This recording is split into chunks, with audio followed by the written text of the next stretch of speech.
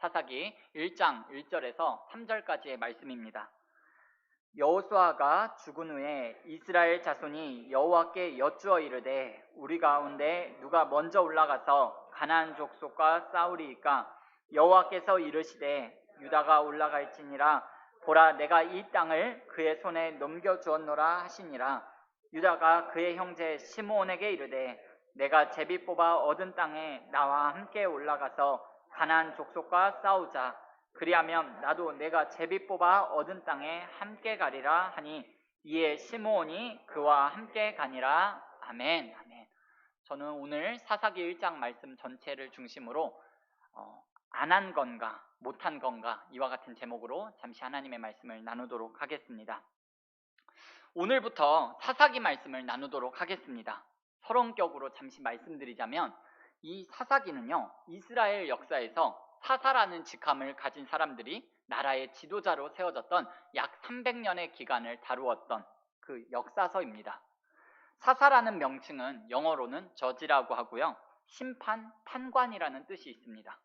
판관이라고 해서 오늘날의 판사와 같은 재판관의 역할만 한 것이 아니라 이스라엘 전체를 이끄는 민족 지도자로 역할을 한 사람들이라고 보시면 될 것 같습니다.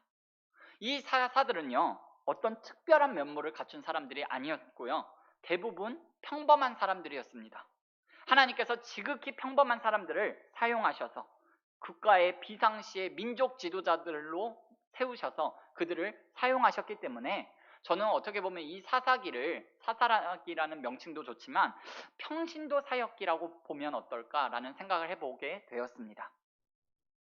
우리가 말씀을 나누게 될 이 사사시대는요, 구약의 암흑시대라고 불렸던 시기인데요, 이스라엘 역사에서 정말로 요즘 우리가 흔히 하는 말로 역대급 암흑, 역대급 절망, 역대급 무능, 부패, 무지로 가득 찼던 시대가 바로 이 사사기 시대입니다.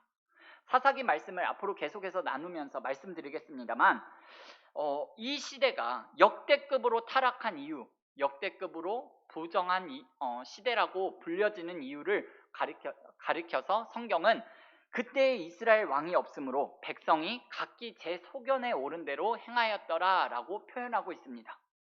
왕이 없어서 자기들 마음대로 하면서 살았다, 이 말은요, 문자적으로 이스라엘이 다른 나라들처럼 인간 왕이 없어서 인간 왕이 다스리는 나라가 아니었다라는 말도 이겠지만, 지금 이 사사기를 기록하고 있는 기자는 그런 뜻으로만 이 말을 사용한 것이 아닙니다. 그때 당시에 이스라엘 백성들이 그들의 진정한 왕인 하나님을 왕으로 섬기면서 살지 않았기 때문에 이로 인해서 찾아온 혼란과 타락이 있었다라는 것을 지적하고 있는 거예요. 실제로 이 사사시대가 거의 끝나갈 때쯤에 사무엘이 선지자와 사사로 이제 등장을 하게 되는데요, 백성들이 사무엘에게 찾아와서 이렇게 말을 합니다. 사무엘 선지자요, 우리에게 왕을 세워주세요. 다른 나라들처럼 우리나라도 왕이 있어야 되겠습니다 라고 요구를 합니다. 사무엘 선지자가 거절을 합니다. 백성들은 계속 요청을 합니다. 그러자 하나님께서 사무엘에게 이렇게 말씀하십니다. 그 사람들 말대로 왕을 세워줘라. 그 사람들이 지금 하는 말, 너에게 왕을 요구하는 것은 너를 버리는 것이 아니라 나를 버려 왕이 되지 못하게 하려 함이라 라고 그렇게 하나님께서 말씀하세요. 이렇게 이스라엘이 진정한 왕인 여호와 하나님을 버리고 자기 마음대로에서 오는 혼란, 하나님을 주인으로 생각하지 않는 데서부터 시작되는 무능과 부패와 타락이 있다라고 말씀하고 계시는 거예요.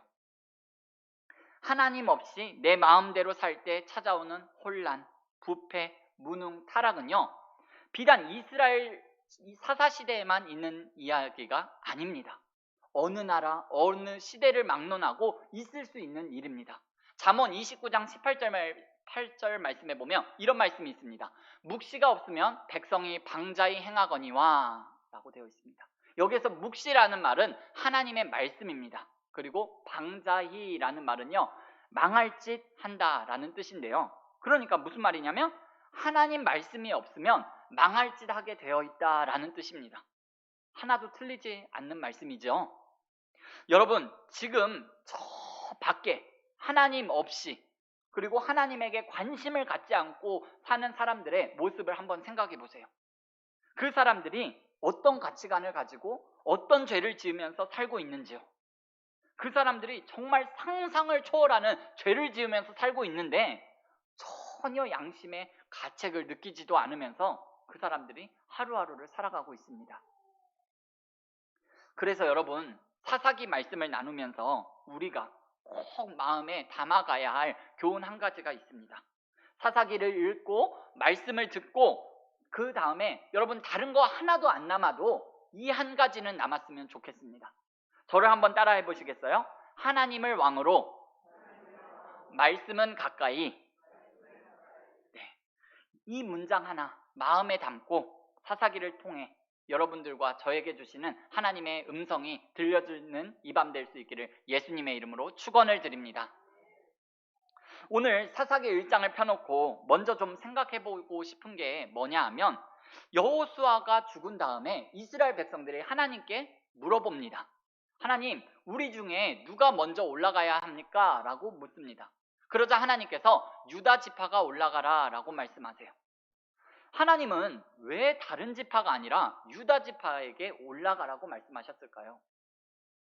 르우벤 지파가 올라가라 라고 말씀하셨으면 장자니까, 첫째니까 그런 이유에서 아마 올라가라 하셨을 거라고 납득이 될 것 같습니다. 그런데 유다는 넷째입니다. 그런데 왜 하필 유다일까? 먼 훗날 유다 지파에서 예수님이 태어나시기 때문에 특별한 지파라서 그랬을까요? 틀린 말은 아니겠지만 좀 앞선 생각인 것 같습니다.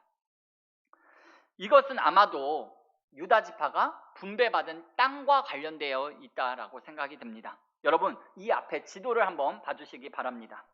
여기 보시면 각 지파가 분배받은 땅이 앞에 표시되어 있는데요. 유다 지파가 받은 땅이 어디인지 보이시나요?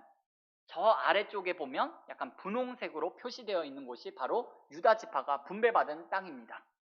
여러분, 이 유다 지파가 분배받은 땅 안에는요, 우리에게 굉장히 익숙한 도시들이 나옵니다. 예루살렘, 베들레헴, 헤브론 등등 우리에게 잘 알려져 있는 익숙한 지명들입니다. 여러분, 유다 지파가 분배받은 땅 중에 예루살렘이 들어있다는 것이 굉장히 중요합니다. 하나님께서 유다 지파가 제일 먼저 행동하라고 하신 이유를 여기에서 찾을 수 있을 것 같습니다. 예루살렘을 먼저 점령하라 라는 것은요, 다른 지역이 중요하지 않다라는 말이 아닙니다. 다른 이 예루살렘을 통해서 앞으로 구원 역사가 시작될 곳, 또한 예배의 중심지가 될 곳, 나아가서는 예수님의 사역과 죽으심과 부활과 승천이 있게 될 곳, 구원 역사에서 가장 의미 있는 센터가 될 곳이 바로 예루살렘이기 때문에 그런 곳을 가장 먼저 점령하라는 의미가 들어있는 것 같습니다. 그러니까 하나님께서 지금 영적인 차원에서 우선순위를 말씀하고 계시는 거예요.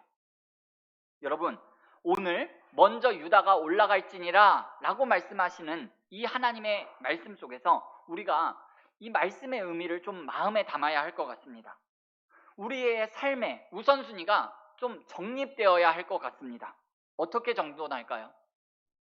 하나님을 먼저 생각하는 삶, 예배와 기도와 말씀을 먼저 앞세우는 삶, 이익보다 정직을 생각하는 삶, 내 감정보다 내 가정, 교회를, 또한 나의 공동체를 어떻게 하면 세우고 유익하게 하고 덕을 세울까라고 우리가 이 우선순위를 한번 이 밤에 재정립하고 가면 좋겠습니다. 그러니까 여러분들이 하고 계시는 말씀 읽기, 말씀 통독이라는 거 여러분 어떻게 하셔야 될 것 같나요? 더 잘 하셔야 되겠죠. 그리고 모든 일에 앞서서 기도하셔야 되겠죠. 예, 아주 쉬운 생활 적용 하나 말씀드리자면, 여러분 자동차 시동 거시고 바로 출발하지 마시고 한 1, 2분 정도 기도하고 출발해 보세요. 자동차에도 좋습니다. 또한 직업이 학교 선생님이신 분들은 이제 수업을 하러 교실로 가실 때 그냥 가시지 마시고 교실 문 열기 전까지 여러분들 기도하면서 가보시면 어떨까요? 또한 공장으로 출근하시는 분들은, 사업하시는 분들은 아침에 그 기계 앞에서 하루 일과를 시작하면서 기도하고 하루를 시작하는 거예요. 또한 사무실로 출근하시는 분들, 학교로 가시는 분들은 책상에 앉는 순간 기도로 하루를 시작해 보는 거예요. 아마도 너무나도 이미 잘하고 계시리라 생각이 들고 믿습니다만, 여러분들, 우리가 이런 일에 더 힘을 내어서 여러분들 성장하는 올 한 해, 올해 한 해뿐만 아니죠. 사실 우리의 평생에 이런 영적인 경건들이 여러분들 삶 가운데 차곡차곡 쌓여졌으면 좋겠습니다. 여러분, 저를 한번 따라해 보시겠어요? 먼저 하나님, 먼저 말씀, 먼저 기도, 먼저 교회. 예, 이것이 오늘 유다 지파에게 가장 먼저 행동을 하라고 하시는 하나님께서 말씀하시는 말씀 속에 담긴 의미입니다. 그렇게 영적인 가치들을 늘 앞세우시며 살아가시는 저와 여러분들이 다 될 수 있기를 예수님의 이름으로 축원을 드립니다. 여러분, 사사기 1장과 2장은요 주로 정복전쟁에 대한 이야기가 나옵니다. 그런데 이 정복전쟁이 굉장히 부진합니다. 이스라엘 백성들이 가나안 백성들을 쫓아냈다라는 말보다 쫓아내지 못했다라는 말이 훨씬 더 많이 나옵니다. 쫓아내진 못한 이유가 뭘까요? 그들이, 가나안 족속들이 아주 요새에 살고 있고 철병거와 최신 무기로 무장하고 있어서 그랬다고 합니다. 자, 그러니 사정이 이렇다고 하면 그건 어쩔 수 없는 일 아닌가요? 아무리 가나안 부족을 쫓아내고 싶어도 도저히 힘이 안 되고 상대가 너무 강하니까 정말 어쩔 수 없는 일이잖아요. 아무리 열심히 일을 한다고 해도, 전쟁을 벌인다고 해도 나는 돌을 던지고 화살을 쏘는데 상대방은 기관총을 쏘고 있고 미사일을 쏘고 있으면 어떻게 할 수 없는 거잖아요. 그런데요, 여러분, 정말 그런 걸까요? 이스라엘은 정말 힘이 부족해서 가나안 족속을 물리치지 못한 것일까요? 유감스럽게도 꼭 그런 것만은 아닙니다. 여러분, 다른 거 다 그만두고요, 이스라엘 백성들의 전투라는 것은 여러분 군사력의 문제가 아닙니다. 지금까지 이 이스라엘 백성들이 적지 않은 전투를 해온 사람들이에요. 광야에서도 해왔고요, 심지어 이 가나안 땅에 들어와서도 이 사람들이 전투하면서 살아왔던 사람들입니다. 그런데 그 모든 전쟁에서 이 사람들이 항상 적군보다 강한 전투력을 갖추었느냐 하면 그렇지 않습니다. 이 사람들이 군사적으로 보면 말도 안 되는 전쟁들을 수없이 해왔습니다.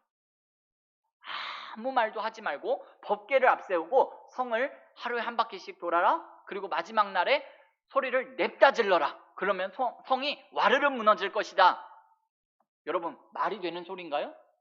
갑자기 모세가 산에 올라가서 손을 높이 들면 이기고 손을 내리면 진대요. 이게 군사력에 관한 문제인가요? 가나안 군인들이 성 안에서 밖을, 우리를 쳐다보고 있는데 갑자기 할례를 향하고 다 들어 누워 있으래요. 이거 말도 안 되는, 상식적으로는 이해가 안 되고 납득이 안 되는 소리예요. 그런데 하나님의 말씀을 믿고 그렇게 했더니 하나님께서 행하신 기적으로 이기면서 이 사람들이 여기까지 온 사람들입니다. 그렇기 때문에 여러분, 이스라엘의 전쟁은 사실은 군사력, 전투력의 문제가 아니라 영적 훈련이고 영적 테스트입니다. 얼마나 하나님을 믿고 의지하면서 하나님께 나아가느냐 하는 것이 관건이었습니다. 여러분, 오늘날을 살아가는 우리 또한 마찬가지입니다. 우리가 마주하는 전쟁이 있습니다. 우리가 가정에서, 직장에서 여러 가지 인간관계, 재물 문제, 또한 정결의 문제, 순종의 문제, 여러 가지 기타 말도 할 수 없는 문제들이 많이 있는데요, 여러 가지 이런 영적인 전쟁을 하게 되는데 그것은 사실 우리의 실력으로 여러분 이길 수 있는 문제들이 아닙니다. 어느 것 하나 쉬운 것이 없습니다. 우리의 영적 전쟁은요, 우리가 얼마나 하나님을 믿고 의지하면서 믿음으로 하나님께 반응하느냐가 관건입니다. 하나님을 믿고 하나님의 도움을 구하는 겸손함 없이 내가 어떻게 한번 해보겠다 라고 하면 여러분 백전백패입니다. 내가 내 혈기, 내 의지 가지고 한번 해보겠다, 그렇게 뛰다가 일을 그르치게 됩니다. 관계가 깨지게 됩니다. 결국 포기하게 됩니다. 아무튼 사사기 1장 말씀을 여러분 가만히 들여다보면요, 이스라엘 백성들이 가나안 부족을 쫓아내지 못한 것이 정말 힘이 부족해서 쫓아내지 못한 것이 아니라는 것이 분명한데요, 이스라엘 백성이 가나안 부족을 쫓아내고 싶은데 힘이 부족해서, 그들이 무능력해서 그렇게 해서 쫓아내지 못하는 거였다면 이스라엘과 가나안 부족의 상태가 어떤 상태여야 했느냐 하면 그들이 대치 상태고 긴장 상태여야 합니다. 그런데 왜 그러냐면 이스라엘 백성들은 언제라도 틈이 보이면 가나안 부족을 쳐들어갈 태세를 갖추어야 하고, 반면에 가나안 부족들은 지금은 선방하고 있지만 자신들이 방심하며 긴장의 끈을 풀면 이스라엘 백성들이 쳐들어올 수 있기 때문에 긴장의 상태를 유지해야 하는 거예요. 그런 대치, 경계, 긴장의 상태가 유지되어야 하는 거예요. 가나안 부족들을 정말 쫓아내고 싶다면요. 그러나 성경을 아무리 봐도 이스라엘 백성과 가나안 부족 사이에 대치, 이 사람들이요 긴장 상태에 놓였다는 말씀이 보이지가 않습니다. 29절부터 36절이 이러한 상황을 기록한 말씀인데요, 이스라엘 백성과 가나안 부족 사이에 경계, 대치, 긴장 상태라는 것은 눈을 씻고 찾아볼 수가 없습니다. 일부 가나안 부족들은 이스라엘 백성들을 위하여서 노역을 하고 있습니다. 아셀 지파, 납달리 지파 경우에는 아예 그들과 함께 거주했다라고 합니다. 아예 동거를 한 거예요. 그리고 28절 말씀이요, 그 아래에 나오는 29절부터 36절까지의 말씀을 한마디로 딱 요약해주는 말씀인데요, 우리 28절 말씀은 함께 읽어보겠습니다. 시작. 이스라엘이 가나안 족속에게 노역을 시켰고 다 쫓아내지 아니하였더라. 아멘. 예, 여기 보면 쫓아내지 아니하였더라 라는 말씀이 나옵니다. 쫓아내지 않았다라는 거예요. 여러분, 쫓아내지 못했다라는 말과 쫓아내지 않았다라는 말은 완전히 틀립니다. 달라요. 지금 우리가 사용하고 있는 이 개역개정 성경을 보면 거의 모든 번역본들이요 쫓아내지 않았다라고 말하고 있습니다. 쫓아내지 못했다라고 하고 있죠. 이것은 여러분 조금 아주 아쉬운 번역입니다. 히브리어 성경을 보면요, 쫓아내지 못했다, 쫓아내지 않았다라는 말 앞에 어떤 말이 붙어 있냐면 로라는 접두어가 붙어 있습니다. 히브리어에서 로라는 말은 부정 접두어인데요, 이 말은 무엇이 아니다, 무엇 하지 않다라는 말로 주로 쓰이는 단어인데요, 어쩔 수 없이 못했다 이런 뉘앙스가 아니에요. 그러니까 히브리어 성경도 보면 쫓아내지 못했다가 아니라 쫓아내지 않았다라고 보는 거예요. 예, 이스라엘은 가나안 부족들을 쫓아내지 못한 것이 아니라 쫓아내지 않았던 거예요. 여러분, 다른 거 다 그만두고요, 이 사람들이 가나안 부족을 쫓아내지 못한 것이 아니라 쫓아내지 않았다는 것이 그 다음 장에 나오고 있는데, 우리 사사기 2장 1절에서 2절 말씀을 같이 한번 읽어보겠습니다. 시작. 여호와의 사자가 길갈에서부터 보김으로 올라와 말하되 내가 너희를 애굽에서 올라오게 하여 내가 너희의 조상들에게 맹세한 땅으로 들어가게 하였으며, 또 내가 이르기를 내가 너희와 함께한 언약을 영원히 어기지 아니하리니 너희는 이 땅의 주민과 언약을 맺지 말며 제단들을 헐라 하였거늘 너희가 내 목소리를 듣지 아니하였으니 어찌. 여러분, 쫓아내지 않았다는 것이 확실히 보이고 있습니다. 하나님께서 지금 사사기 2장 1절에서 2절 말씀은 이스라엘 백성들을 책망하고 계시는 말씀이에요.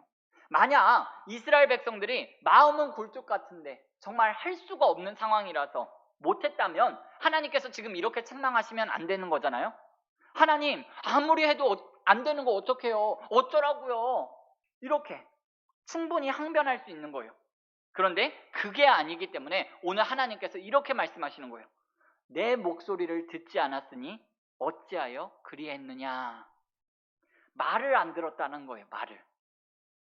그러면 이 사람들이 왜 하나님의 말을 안 들은 걸까요? 왜 가나안 부족들을 쫓아내지 않았던 걸까요? 이유는 단 한 가지입니다. 쫓아내지 않는 것이 너무 좋은 거예요. 육신적으로 좋아요. 전쟁 안 해도 되고요, 점령해서 노예로 삼은 사람들을요, 그 사람들에게 뭘 시켰을까요? 예, 노역을 시켰습니다. 힘든 일을 시켜 먹을 공짜 인력이 생겼지. 이제 농사 짓고 살아야 되는데 이 사람들은 그 땅에서 농사를 쭉 지으면서 살아온 사람들인지라 그 사람들에게는 농사 노하우도 있는 거예요. 이거 써먹으면 얼마나 좋아요. 또 이 사람들 가만히 보니까 이 사람들이 가지고 있는 문화가 있어요. 정착민들의 문화가 있는데 이 문화라는 것이 한 번도 경험해보지 못한, 듣도 못한 문화예요. 그 문화를 한번 쫙 접하고 나니까 너무 좋은 거예요. 그러니까 엉거주춤하고 타협하고 주저앉게 되었다는 거예요. 여러분, 하나님께서 가나안 민족을 그 땅에서 쫓아내라고 하신 이유가 뭔가요? 지금 이스라엘 백성들이 가나안 부족과 그 부족들을 쫓아내고 있지 않은 이유, 바로 그것 때문에 하나님께서 쫓아내라고 하신 거거든요. 가나안 부족들과 언약을 맺습니다. 하나가 되는 거예요. 그리고 그들이 섬기는 우상, 제단, 그런 우상 숭배의 관습을 다 받아들이는 거예요. 이미타치오 크리스티, 예수님 닮기가 아니라 이미타치오 케이너나이트, 가나안 사람 본받기가 되어버렸다는 거예요. 제2의 가나안 민족이 되어버렸다는 거예요. 세상 사람들과 똑같이 되어버렸다는 거예요. 여러분, 그렇다면 굳이 이스라엘 백성들이 그 땅에 들어가 살 이유가 뭐가 있겠어요? 여러분, 한번 생각해 보세요. 하나님께서 왜 하필 가나안 땅, 지금의 저 팔레스타인 땅에 이스라엘에게 약속의 땅으로 그 땅을 허락해 주셨을까요? 만약에 이스라엘 사람들이 어느 땅이든지 평안하고 안전하게 살 수 있는 것이 목적이라고 한다면 굳이 그 땅에 갈 필요가 없습니다. 아메리카 대륙을 주시면 그들이 평안하게 살 수가 있습니다. 아니면 유럽 대륙에 프랑스 같은 데 가서 주시면 물산도 풍부하고 물광도 풍부해서 그들이 아주 평안하고 안락하게 살 수가 있습니다. 그런데 풍광이 수려한 땅도 아니고 그렇다고 편안하게 점령할 수 있는 땅이 아닌 팔레스틴 땅을 하나님께서 약속의 땅으로 허락해 주셨다는 거예요. 사실 인간적으로 보면요, 중동 지역이 별 메리트가 없는 땅이잖아요. 왜 그러셨을까요? 다른 것 없습니다. 여러분, 싸우라고 주신 거예요. 싸우라고. 아브라함이 갈대아 우르 지역에서 살다가 하나님이 부르셔서 가나안 땅에 들어가게 됩니다. 그러면 그 땅에서 그냥 살게 하시면 되는데 하나님께서 굳이 아브라함에게 말씀하셔서 400년 동안 나갔다가 다시 때가 되면 이 땅으로 들어와서 살게 될 것이다 라고 하시면서 애굽으로 보내세요. 창세기 15장 16절 말씀 우리 같이 한번 읽어볼까요? 시작. 내 자손은 4대 만에 이 땅으로 돌아오리니 이는 아모리 족속의 죄악이 아직 가득 차지 아니함이니라 하시더니, 여러분 무슨 말인가요? 좀 역설적인 이야기인데요. 너희들 이 땅 잠시 좀 떠났다가 이 땅에 살고 있는 사람들의 죄악이 좀 가득 차면 말이야, 그때 와가지고 이 사람들의 죄악 다 쓸어버리고 청소시키고 깨끗하게 하고 그 땅에, 이 땅에서 너희가 좀 살아라 라고 하나님께서 이렇게 이야기하시는 거예요. 여러분, 그렇기 때문에 그 땅을 얻어서 사는 것도 중요하지만 더 중요한 것은요, 그 땅을 청소하고 사는 것이 더 중요한 목적이라는 거예요. 더러운 사람들을 몰아내는 게 목적이라는 거예요.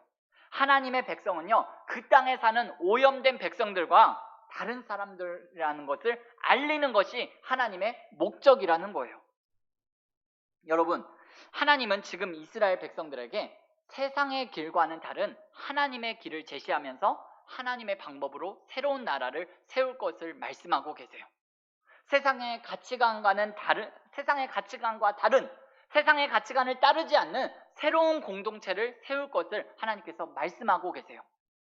죄와 세상을 본받지 않는 새로운 세상, 새로운 공동체를 지금 세우라고 말씀하시는 거예요.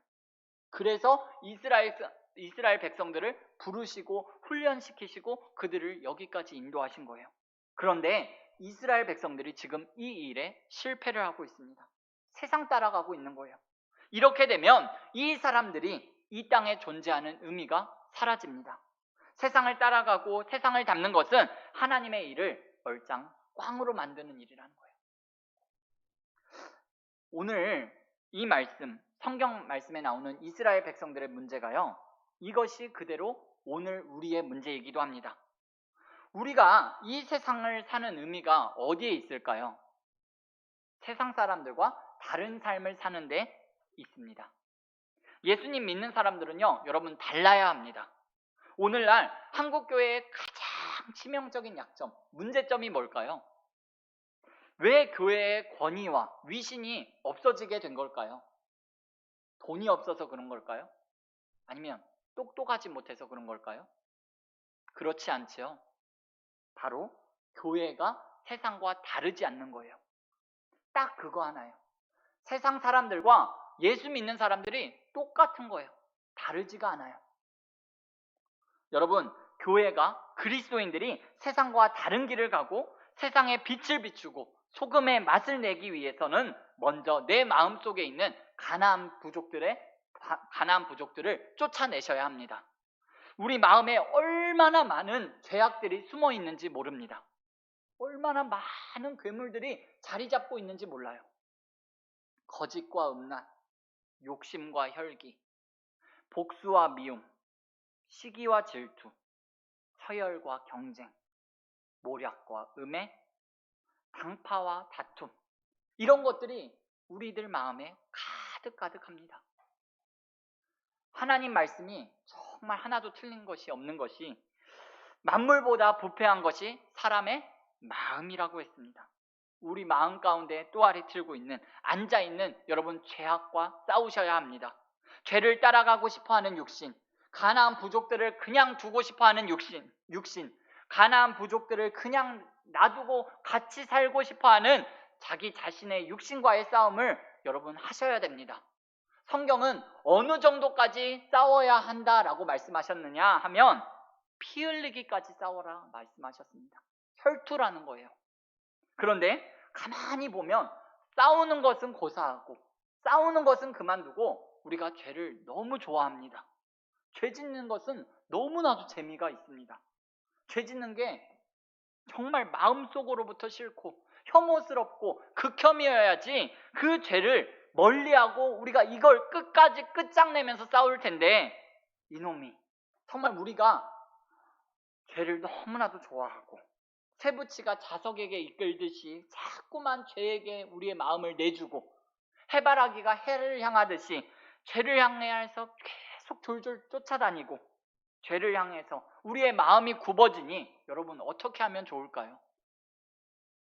죄를 쫓아내지 못하는 게 아니라 죄를 쫓아내지 않는 거예요. 왜요? 좋아하니까. 여러분 다시 말씀드립니다만 우리가 예수님을 바라보고 예수님을 닮아가는데 인생의 가장 큰 가치와 목적이 있다는 것을 여러분 잊으시면 안 됩니다. 인생의 의미와 목적이 여러분 거창한 업적에 있지 않습니다. 사람들이 우러러보는 공로에 있지 않습니다. 아, 그거 내가 했어. 여러분 성과에 있지 않습니다. 그리스도 예수의 장성한 분량까지 성장하는 데에 있습니다. 이렇게 우리 내면의 적들, 우리 속의 가나안 부족들과 끝까지 피 흘리기까지 여러분 더 처절하게 싸우고 우리 마음 가운데 거룩한 영토가 매일의 삶 가운데 날로 늘어나시는 저와 여러분들의 삶이 다 되실 수 있기를 예수님의 이름으로 축원을 드립니다. 여러분 우리가 미워하지 말아야 될 형제 자매를 미워하고 담쌓는 일을 하지 말고 죄를 좀 미워하면서 살아봤으면 좋겠습니다. 죄와 좀 싸우면서 살아봤으면 좋겠습니다. 내 마음과 삶에서 죄를 쫓아내는 것, 이것을 여러분들의 평생의 기도 제목으로 삼으셨으면 좋겠어요. 이 밤에 기도하실 때뿐만 아니라 여러분들 매일 기도하실 때 그렇게 기도하셨으면 좋겠어요. 재물을 모으고 이름을 날리고 성공하고 여러분들 명예를 얻는 것보다 그런 것이 여러분들의 기도 제목이 아니라 하나님, 내 마음이 자꾸만 죄를 짓습니다. 저를 도와주세요. 죄를 짓지 않도록 하나님 저를 도와주세요. 죄의 유혹을 이길 수 있도록 하나님 저를 도와주세요. 날마다 이 죄를 쫓아내면서 살 수 있도록 저를 불쌍히 여겨주세요. 이것이 저와 여러분들의 평생의 기도 제목이 될 수 있기를 예수님의 이름으로 축원을 드립니다. 말씀을 맺겠습니다. 사사기를 끝까지 다 보고 나서 마음에 남게 되기를 바라는 한 문장이 있다고 했습니다. 여러분, 제가 뭐라고 했죠? 하나님을 왕으로, 말씀을 가까이, 그리고 유다를 먼저 올라가라고 하시는 말씀을 통해서 우리 삶의 영적인 우선순위를 다시 한번 정리정돈하자고 말씀을 드렸습니다. 우선 하나님, 먼저 말씀, 먼저 기도, 먼저 교회. 이런 먼저 하나님을 앞세우는 저와 여러분들의 삶이 다 될 수 있기를 바라고요. 반드시 우리 삶 속에서, 저와 여러분들의 삶 속에서 반드시 쫓아내야 할, 여러분들 은근히 죄짓고 싶어하는 마음, 우리 마음속에 자리 잡고 있는 그 죄악을 쫓아내지 않는 것이 아니라, 못하는 것이 아니라 끝까지 여러분들 쫓아내는 삶을 살 수 있기를 바랍니다. 마음은 원인데 육신이 약해서요. 여러분, 이런 변명 안 통합니다. 목사님, 사람이 연약한데 어떻게 할 수 있어요? 이것도 안 됩니다. 정말 죄를 좋아하고 따르고 싶어하는 마음, 이거 뒤집고 청결하게 하셔야지만이 하나님을 볼 수가 있습니다. 마음이 청결한 자가 하나님을 본다라고 말씀하셨습니다. 늘 여러분들의 마음을 깨끗하게 하셔서 하나님과 더 가까이 하나님의 뜻을 이루면서 살아가시는 저와 여러분들의 삶이 다 될 수 있기를 예수님의 이름으로 축복합니다. 기도하시겠습니다.